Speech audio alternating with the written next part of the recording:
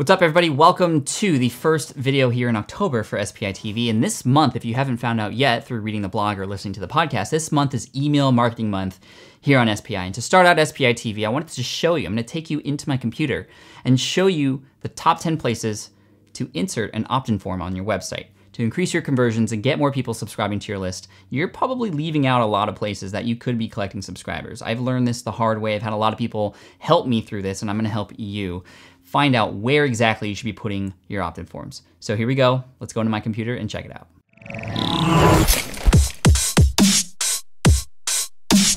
Okay, so here we are on the homepage of smartpassiveincome.com, and I'm gonna take you through a number of different websites to show you these different examples. But the first one I wanna use, one of my own. So the first tip is to place opt-in forms, multiple, in your About page.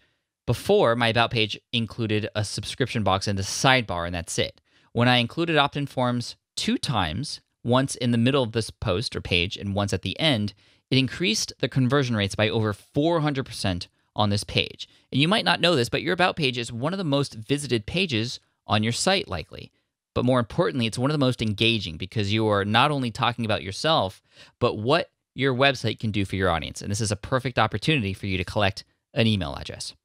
Number 2, place an opt-in form on your homepage on your hero featured spot. Now, your hero featured spot is sort of this top area here that typically shows your face, what your website's about, your tagline. Here we are at michaelhyatt.com, your virtual mentor, win at work, succeed at life. And here he's doing a giveaway, which is great, and he's collecting your name and email address right here at the front, the top of the experience. And Derek Halpern also does this on socialtriggers.com. There are multiple ways you can do this, but this is one of the highest converting in terms of the number of subscriptions you'll get because this is a first impression. If you have something great to offer, it's going to get even higher. Now, the conversion rates will be quite low because you have a lot of people coming to your homepage, but this collects the low-hanging fruit that will be interested in more of what you have to offer right up front. So include an opt-in form right on the homepage, right at the top. Number 3, include an opt-in form or a chance to subscribe on your site at the end of your blog posts. And this makes sense because when people reach the end of your posts, they've likely gotten some value from what you've had to share, and that's a perfect prime opportunity for you to ask for an email address. You absolutely have permission to do that. And on the leadpages.net blog here, they do that by asking you to click to get a free tutorial. And they use something here called the lead box, which when you click, it opens up a light box, which then you only have one action that you can take, or 2, which is subscribe or exit. And so this is a great way and a great opportunity for you to collect something when the person on your site has already experienced something that you've had to share. All right, here we are back at that same lead pages blog post that we were just at in tip number 3, but this is tip number 4, which is to include opportunities to subscribe in the middle of your post. And this is something that they do here by giving away top tools right here in the middle of the post. You can see a big yellow bar when clicked on.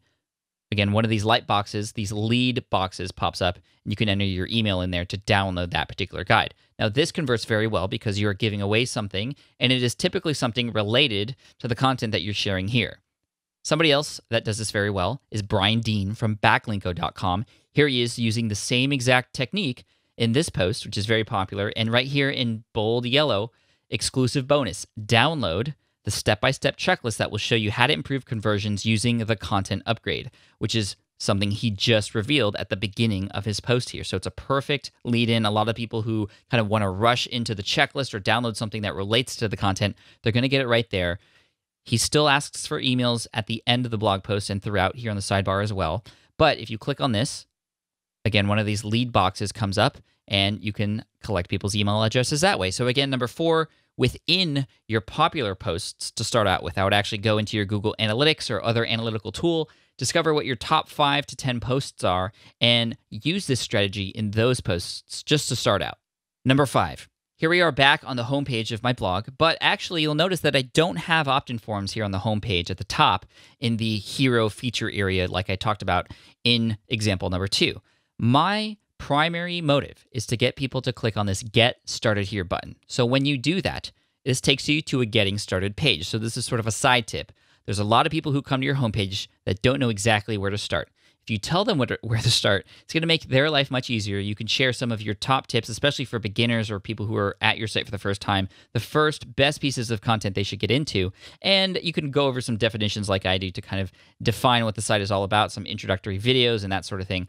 But at the bottom of this post, after a couple more videos, I share something that they can get for free, my free Get the Start of the Smart Way course, which they can get by, of course, entering their name and email address. And this is one of the top converting pages on the website in terms of collecting email addresses. It's because people who come to the site are highly targeted. After they've gotten all this great information beforehand, you have permission to ask them for something, and this is a very, very obvious choice for them.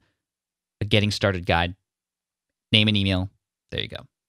Number 6, include an opt-in form on the sidebar of your website. This is one of the most common places to include an opt-in form, and one of the best practices, of course. When people arrive at any page on your site, they're going to see this. Here is quicksprout.com, run by Neil Patel. He has a very, very compelling offer here in the sidebar where you can leave your email address to get started with one of his free courses.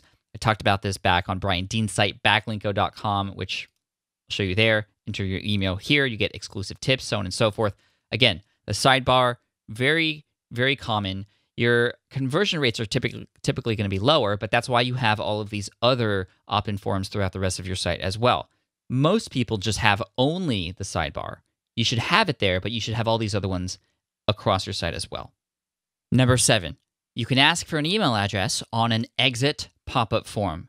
And that sounds like exactly what it is. It's when somebody tries to leave your site, you show them a kind exit form that offers them something that they perhaps wouldn't have gotten if they had just left without you sharing this. Now, you might think this is a little obtrusive, and you might have one opinion on it, and I have an opinion on it. However, I know a lot of people are getting a lot of extra opt-ins from this, and when you think about it, people are going to leave your site anyway. You might as well try one more time to get their email address before they leave. And this is how it works. Here I am on socialmediaexaminer.com. If I'm leaving this site, pop-up. Get your free copy of the Social Media Marketing Industry Report, which is a huge report that I know Michael Stelzner, the owner of Social Media Examiner, shares and people love. So if people didn't know about this, here they are. They get one last chance, and you might subscribe.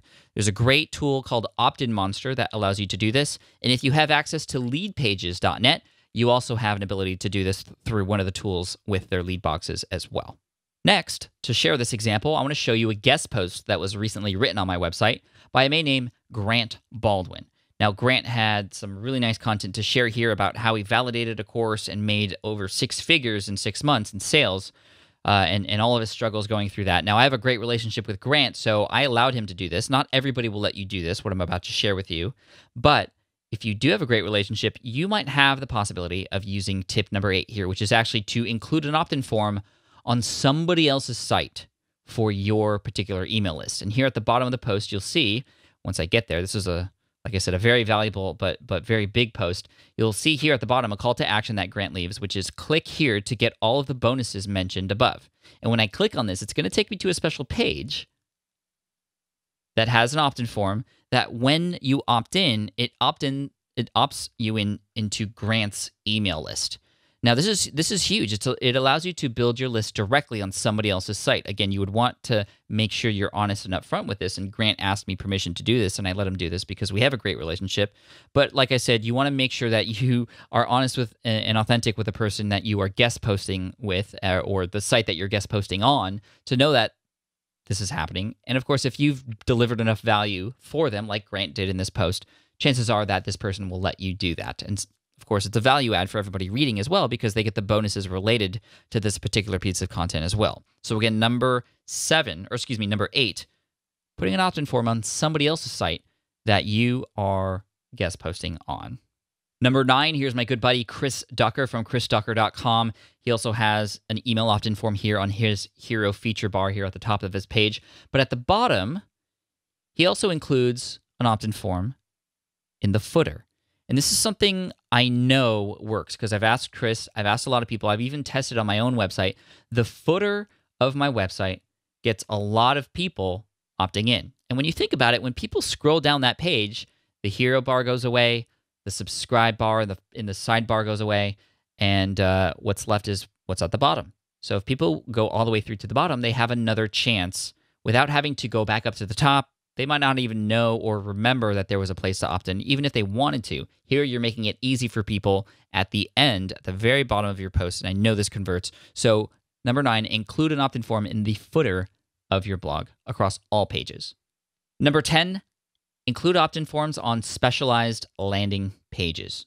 This is sort of what you want a landing page to do for you, is you want people to come here and do nothing else but subscribe to whatever it is that you have to offer. So you might be offering something special, like, for example, here on patflynn.com, you can check out my book club. Actually, there's a URL that I share on my podcast and on my YouTube videos that makes it easy for people to get here, which is patsbookclub.com.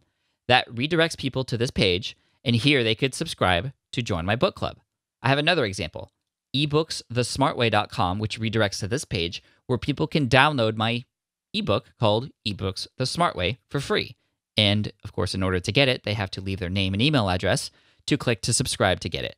And so whatever it is that you have to offer, whether you're pulling people away from a blog post to a particular landing page, from a podcast episode or a video to a particular landing page, maybe you are speaking on stage and you bring people to a landing page where you have something that you have to give away for free to offer them in exchange for an email address. It's one of the top places where you're going to get the highest conversion rates on your site because people know what to expect when they subscribe. And of course, make sure you take care of your subscribers once they do subscribe. But again, specialized landing pages, it's always a win. I have one final bonus tip for you that's going to help you understand what's working and what's not on your website. And so as you begin to include opt-in forms all across your page, and yes, you can probably include all of the ones I previously mentioned on your website. It's not too much. And I thought it was too much at first, but I've never heard any sort of ill response from people in terms of including all these different opt-in form opportunities. So go ahead and do that and use this tool, crazyegg.com, to understand where people are clicking and what's working on your website. And you'll be able to see that these opt-in forms are actually being used and what else is being clicked on and maybe the things that you thought were being clicked on that weren't, which here's an example of a heat map, which is one of the many tools that are included in Crazy Egg to help you understand exactly what your users are doing. The red spots are the hot spots, the blue spots not so much, and you can see the black spaces in between. So again, that's crazyegg.com. You can check it out there. And I want to thank you again for watching this. I can't wait to see what you do with this information. Start with one and then keep adding more over time, and you'll see results. You'll see higher conversion rates into your email list and a better experience for you as a blog owner and the people who are subscribed to your site as well. All right, so those are the top 10 places that I have for you. Now, you might find one that works better for you than others, and my advice to you right now is just pick one. Pick one place that you don't yet have an opt-in form and put it on there and see what happens. You will increase your conversions, and when you have time, you can continue to add more. Again, one thing at a time, that's what I like to say. So before I finish up here today, I want to mention that there is a free gift for you, which you can find at emailthesmartway.com. This is my guide to help you with a number of different plays, as I like to call them, something to help you figure out, well, you have this email list, what can you do with it? There's a lot of different methods and strategies and tactics you can use to make the most out of this email list that you're building. Head on over to emailthesmartway.com and download it there for free.